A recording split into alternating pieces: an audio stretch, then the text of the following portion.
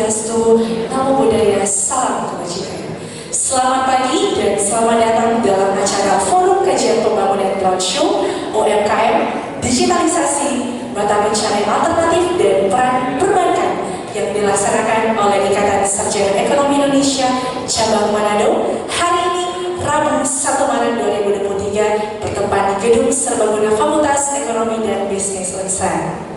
Saat ini, hadirin sekalian, sebelum kita masuk dalam agenda-agenda acara di pagi hari ini, sejenak kita menundukkan kepala, kita memanjatkan doa kepada Tuhan Yang Maha Esa, dan doa akan dibawakan oleh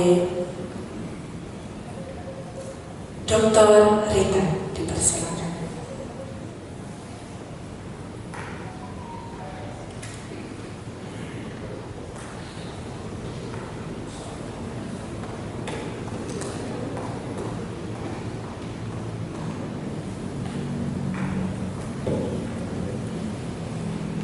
Izinkan saya berdoa menurut keyakinan saya, Kristen Protestan. Mari berdoa.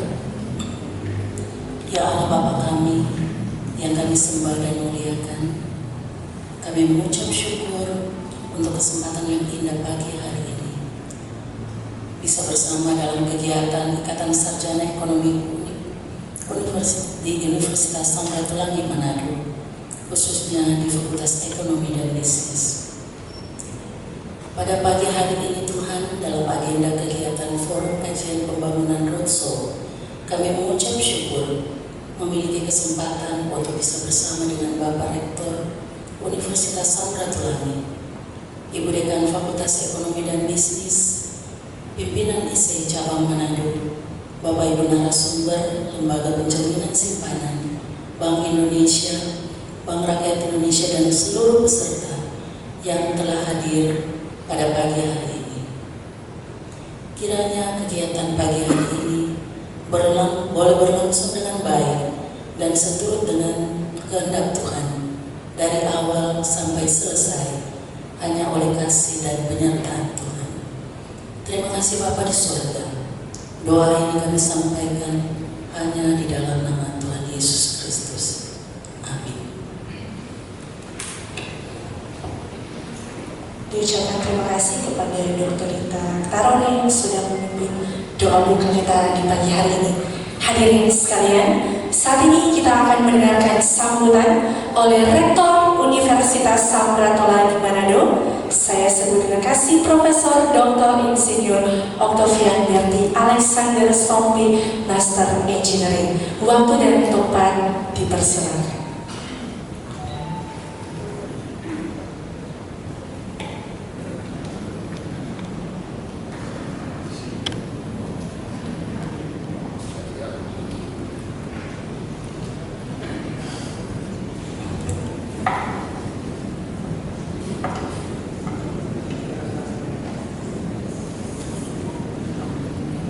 Shalom, Assalamualaikum warahmatullahi wabarakatuh.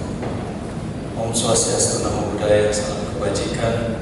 Yang saya hormati ANU Indonesia Project, Australian National University Professor Budi Reso Sugano, Kepala Eksekutif LPS Lana Sulistianingsi, Kakanwil DJPB Sulawesi Utara, Ibu Ratih Hamsari Kusumawardani, maaf ya.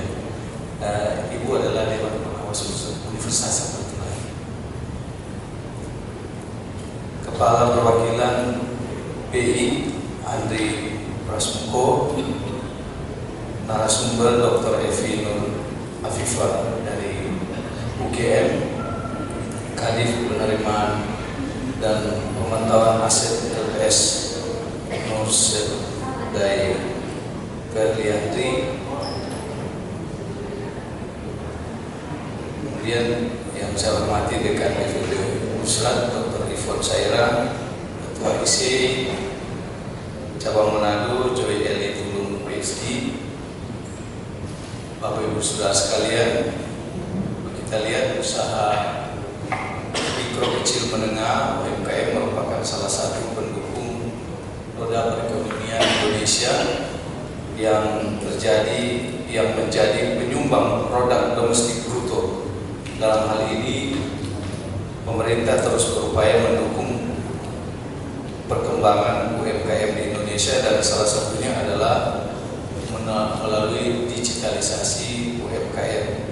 Nah, UMKM sendiri cukup menjadi sorotan karena pada dasarnya sebagian besar pelaku usaha di Indonesia termasuk dalam golongan UMKM. Di Indonesia perihal tentang UMKM tertuang dalam Undang-Undang Nomor 20 Tahun 2008. Dalam pertumbuhan UMKM di Indonesia terjadi dengan begitu pesat berdasarkan data Kementerian Koperasi dan UKM. Jumlah UMKM di Indonesia saat ini mencapai 64,2 juta dengan nilai kontribusi ke PDB sebesar 61,07%. Nah, poin lainnya terkait kontribusi terhadap perekonomian Indonesia adalah kemampuan menyerap tenaga kerja sebesar 97% dari total tenaga kerja yang ada dan dapat menghimpun sebesar 60,4% dari total investasi. Jadi melihat perkembangan ini, kontribusi UMKM tersebut, tidak heran jika pemerintah terus berupaya mendorong perkembangannya, terutama di masa pandemi ini. Walaupun perkembangannya besar, pandemi yang melanda memiliki dampak yang cukup signifikan terhadap UMKM di Indonesia. Nah, Unsrat sangat peduli dalam mempersiapkan mahasiswa calon pelaku UMKM, dibuktikan dengan pusat inovasi UMKM yang berada di depan FEB Unsrat, di mana mahasiswa dilatih dalam sebuah inkubator untuk dipersiapkan selama 6 bulan dan diharapkan setelah itu sudah siap terjun dalam dunia usaha.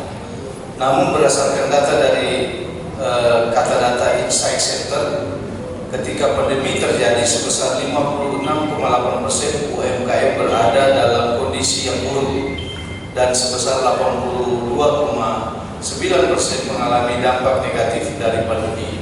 Selain itu 63,9% UMKM yang terdampak melalui penurunan omset lebih dari 30%. Oleh karena itu kita melihat bahwa pemerintah terus mendorong digitalisasi UMKM sebagai solusi untuk meningkatkan performa UMKM dan mendorong pemulihan ekonomi Indonesia di tengah pandemi yang masih melanda Indonesia.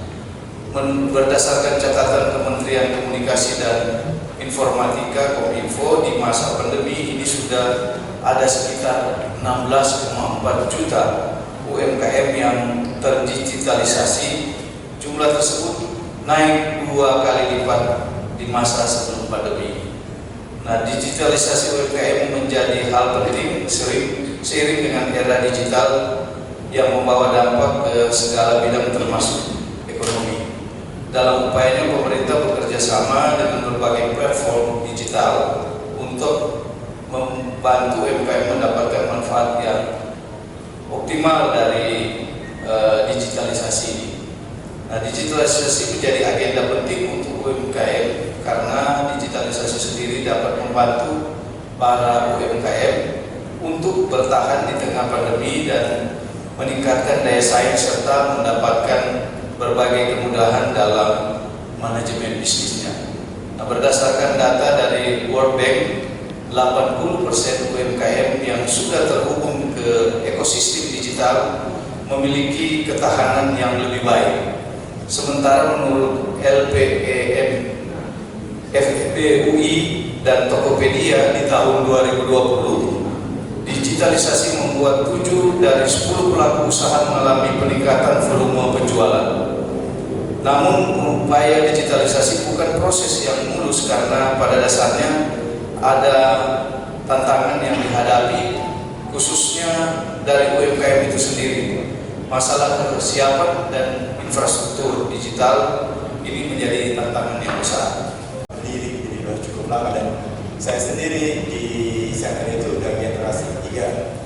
sebentar lagi yang akan memimpin itu generasi keempat dari apa yang kita sebut Indonesians. Jadi seperti yang saya katakan, kami adalah sebuah risk center ya, tentang policy pembangunan dan juga graduate training mengenai Australia Indonesia. Dan sejak tahun 1995 kita sudah produce berbagai macam karya ilmiah dan juga student-student yang belajar di tempat kami. Jadi secara khusus kita memang berusaha mengembangkan research-based policy yang bisa membantu Indonesia dengan encouraging research baik bagi international academic, terutama sekali Australian dan Indonesia, untuk membuat research yang berkualitas. Dan juga kita melakukan kegiatan-kegiatan membantu untuk mendiseminasi research, salah satunya adalah kegiatan pengkajian pembangunan.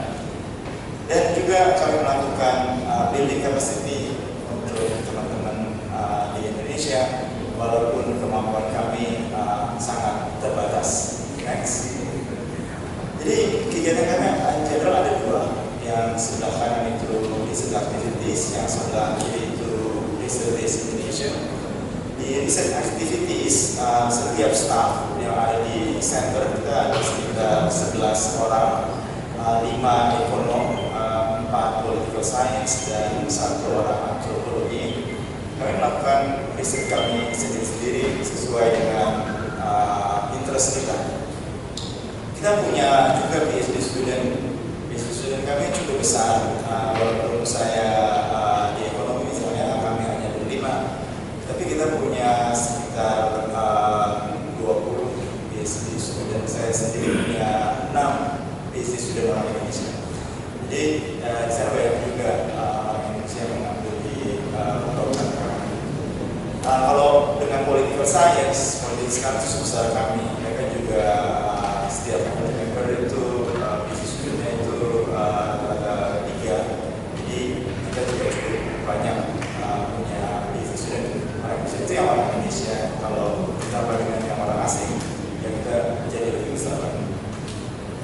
Dan kita punya beberapa program untuk jalin kerjasama dengan peneliti-peneliti di Indonesia. Jadi step pertama kami melakukan strengthening capacity Indonesia adalah mendidik orang Indonesia untuk mendapatkan doktoral di program kami. Step kedua adalah kami menyediakan program visiting program. Jadi teman-teman di Indonesia, peneliti Indonesia yang punya paper dan kira-kira mau dapatkan info itu setahun sekali kami adakan invitation. Dan kami pilih 1 atau 2 setiap tahun kegiatan selama 4 minggu di Canberra. Dan ini sudah berlangsung cukup lama juga dan selalu ada. Dan walaupun saat ini sebagian besar yang datang adalah PhD student yang sedang mengambil doctoral degree di luar negeri, karena mereka juga berhak untuk datang karena mereka juga akan pulang ke Indonesia. Yang kedua, kita punya kolaboratif research. Jadi setiap tahun kita Maret nanti kita akan keluarin small research grant proposal. Jadi nggak besar-besar, sekitar 15.000 Australian dollar untuk pasangan antara riset Indonesia dan riset Australia. Itu cukup kompetitif itu, tapi setiap tahun program itu ada. Jadi itu kita berusaha untuk membantu kerjasama antara peneliti Australia dan Indonesia. Kita juga punya Australian Honor dan Master Research Grant, itu kita akan berikan pada mereka-mereka yang ada di Australia untuk travel ke Indonesia. Jadi mereka mengenal Indonesia. Kita punya juga Prominent International Academic Program. Kita membantu beberapa international academic untuk datang ke Indonesia memberikan lecture di, misalnya ada yang kita sebut Sadli Lecture di UI atau di UGM itu MUBI atau Public Policy Forum. Dan sekarang mulai di Universitas Andalas itu yang kita sebut Hendra Semarang Public Lecture. Jadi kita berusaha bekerja sama dengan universitas-universitas di Indonesia untuk mendatangkan internasional pembicara untuk topik-topik tertentu. Dan yang terakhir kita kadang-kadang kita membuat short training. Nah, tapi yang besar juga dalam kegiatan kami sehari-hari adalah dissemination. Dissemination kami itu yang pertama itu ada 2 study group regular. Yang pertama yang kita adakan di Australia, itu yang disebut Indonesia Study Group. Tiap 2 minggu sekali kita kumpul, ada yang presentasi. Dan di Indonesia bersama sekitar 25 institusi kita buat namanya Forum Kajian Pembangunan, yang setiap minggu Forum Kajian Pembangunan itu ada program untuk presentasi, diskusi mengenai hasil-hasil riset bekerjasama dengan 25 institusi di Indonesia. Tapi yang conference terbesar kami itu adalah Indonesia Update Conference. Itu akan dilakukan setahun sekali di September. Setiap tahun biasanya sekitar 400 sampai 500 orang datang ke Canberra dari seluruh Australia untuk dengerin apa yang diupdate mengenai Indonesia. Setiap tahun itu topiknya beda. Kita juga memiliki jurnal yang kita sebut Bulletin of Indonesian Economic Studies, itu sudah muncul dari tahun 1965. Dan kita ada beberapa kegiatan lainnya seperti yang saya mention tadi, lecture, kegiatan forum, dan juga high level dialog bersama Kementerian Keuangan. Next. Nah, sedikit mengenai Indonesia Update. Jadi seperti yang saya katakan, Indonesia Update itu tiap tahun topiknya beda-beda dan nggak selalu ekonomi. Sebagai contoh, tahun lalu itu topiknya mengenai gender equality diversity di Indonesia. Ya, ini juga sekitar penuh itu, sekitar 300-an berapa itu, walaupun ini baru di akhir masa COVID. Dan ada beberapa pembicara internasional yang kami datangkan juga, ada beberapa pembicara Indonesia. Setiap update, pembicaranya itu biasanya 50% orang asing dan 50% itu peneliti Indonesia yang kita undang ke Canberra. Tahun ini update-nya mengenai urban environment. Jadi kita akan bicara mengenai urbanisasi di Indonesia dan akan dilakukan di tanggal 15 dan 16 selanjutnya. Nah, setiap update itu menghasilkan buku. Jadi kalau tahun lalu ada update, tahun ini bukunya muncul. Ya, jadi pembicara-pembicara di update itu kita minta untuk memperbaiki pembicaraannya untuk menjadi paper dan kemudian muncul buku. Karenanya ini buku-buku dari update-update sebelumnya bisa dilihat bahwa 2019 berarti update 2018 itu mengenai minority di Indonesia. Terus kemudian mengenai demokrasi, mengenai COVID, dan yang kemarin mengenai health. Nanti yang muncul tahun ini bukunya itu mengenai gender. Jadi setiap tahun itu jadi buku yang diterbitkan oleh ISIS. Next. Nah, jurnal kami itu yang terbit tahun 1965, dan setiap nomor itu ada survey of recent development. Jadi kalau mau belajar ekonomi Indonesia itu nggak bisa nggak baca jurnal ini karena ada report mengenai ekonomi Indonesia dari tahun 1965. Jurnal ini sekarang udah jadi kompetitif, ya, impact faktornya sudah di atas 3, dan rejection rate-nya sudah mencapai 90%. Jadi memang agak sulit untuk bisa mempublish jurnal ini. Tapi kita juga terus encourage teman-teman dari Indonesia untuk bisa mengirimkan artikelnya. Jadi pada waktu, sebagai contoh, pada waktu pertengahan tahun 2000-an itu artikel dari Indonesia itu 2 tahun 2 tahun 1 artikel. Untuk setiap tahun ada 16 artikel. Kalau saat ini jumlah penulis Indonesia sudah mencapai 50%. Ya, saya mengerti kalau ini memang bukan topik yang menarik buat teman-teman mahasiswa. Tapi mungkin ini informasi yang cukup penting untuk teman-teman dosen-dosen muda. Selanjutnya, di forum, nah ini mengenai forum kajian pembangunan, kita berusaha merangsang agar setiap institusi di Indonesia itu mempunyai seminar bulanan, ya paling nggak seminar bulanan atau seminar mingguan. Karena satu-satunya cara buat faculty member dan juga buat mahasiswa lainnya untuk bisa mengikuti perkembangan ilmu pengetahuan adalah dengan regular seminar. Nah, hanya dengan regular seminar kita bisa mengupdate ilmu kita, karena kita nggak sekolah lagi. Dan caranya buat kami adalah melaksanakan forum kajian pembangunan, datang ke Universitas Samratulangi, dan encourage teman-teman di forum ini untuk keep doing presentasi yang regular. Ini biasanya harus faculty member yang presentasi, ya. Jadi faculty member secara rutin, makanya setiap kali FKB roadshow kita selalu harus ada satu dari lokal yang bikin presentasi. Next, ini yang forum kajian pembangunan. Terus kemudian ini informasi mengenai Indonesia Project. Bagi yang ingin tahu lebih banyak mengenai Indonesia Project, silakan lihat. Dan terus terang kami sangat tertarik kalau ada teman-teman dari daerah untuk bisa sekolah di tempat kami, untuk bisa berkunjung di tempat kami.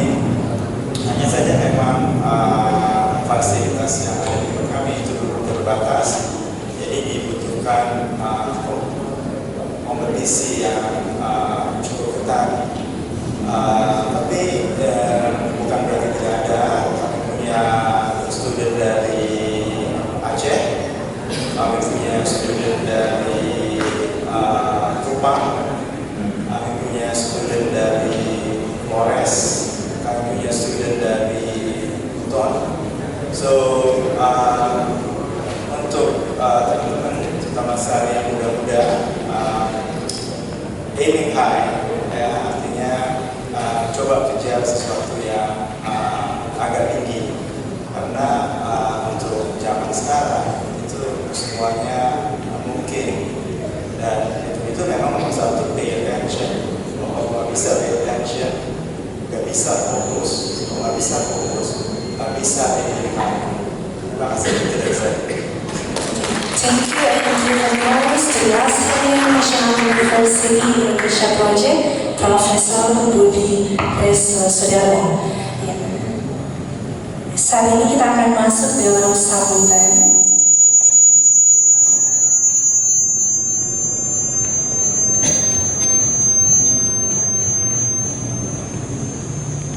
Sambutan yang selanjutnya oleh Kepala Eksekutif LPS, yang dalam hal ini diwakilkan oleh Spesialis Media Riset LPS, Bapak Seto Wardono.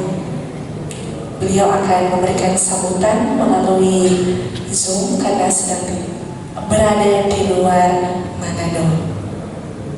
Dipersilakan kepada Bapak Seto Wardono.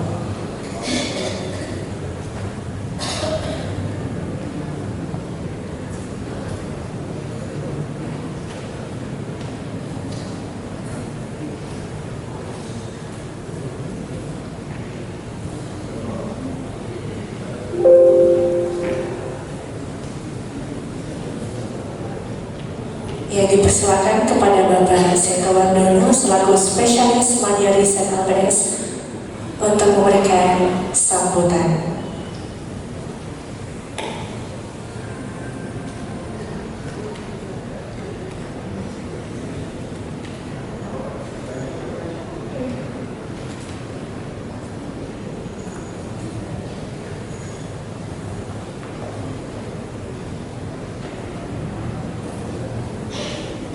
Baik, suara saya apakah bisa mendengar?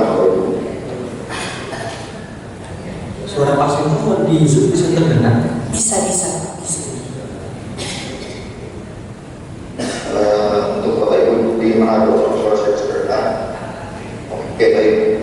Saya diinfokan oleh Pak Yusuf Sudarmo. Baik, yang saya hormati Profesor Dr.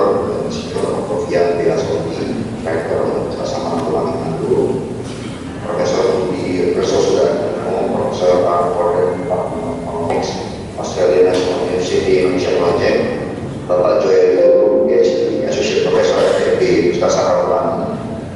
sekaligus Ketua Ikatan Sarjana Ekonomi Indonesia Cabang Manado, Dr. Evi Nur Afifah, tenaga pengajar Universitas Madang, rekan kami Bapak Polsek dalam Kerja di Divisi Penerima dan Malam PNS, serta Bapak Ibu pendiri yang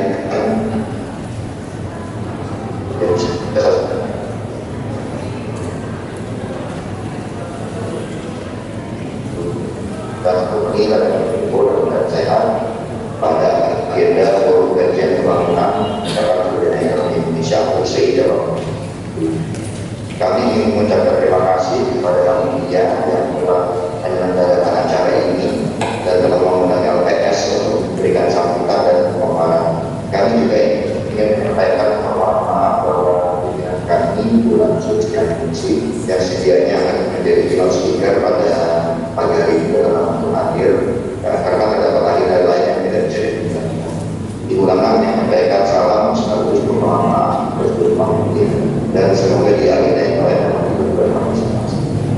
Oleh karena itu dalam kesempatan ini saya mohon mewakili ulangan dan menyampaikan Bapak Ibu hadirin yang saya hormati berbagai perkara sekarang kita bisa sama-sama menyampaikan bahwa ekonomi Indonesia tumbuh sangat baik.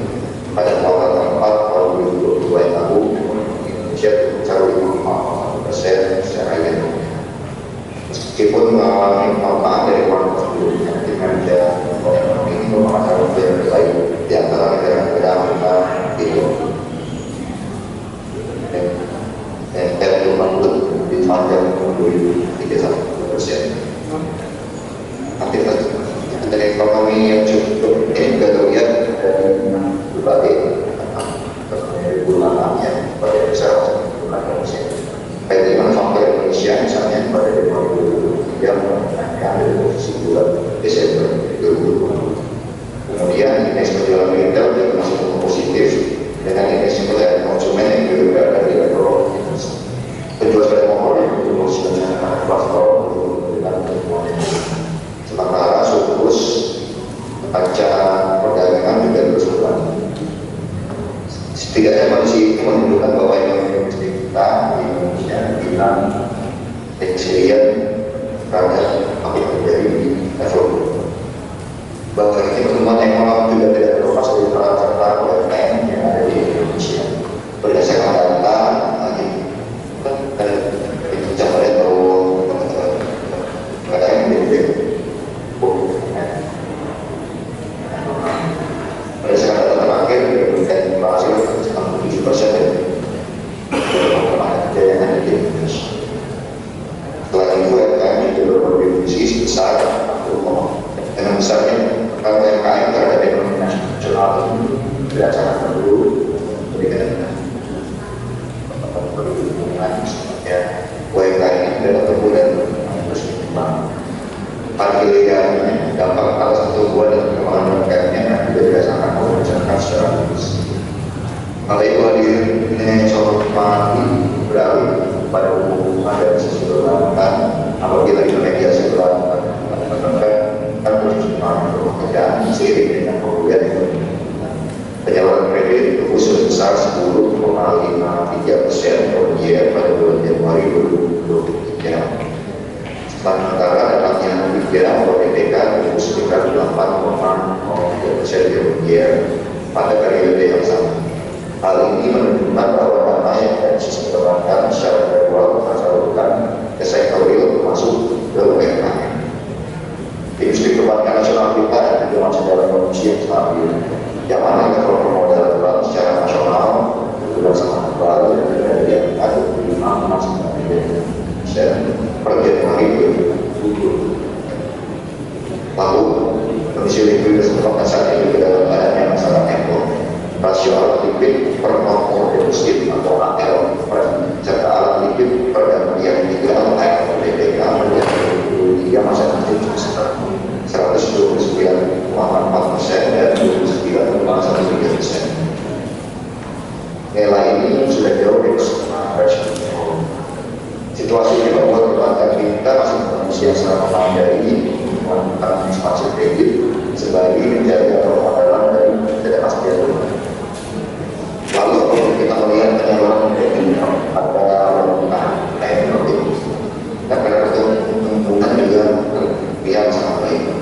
Penyaluran kredit pada November 2022 sebesar 450% rupiah, yang mana ini berada di atas pertumbuhan kredit secara artinya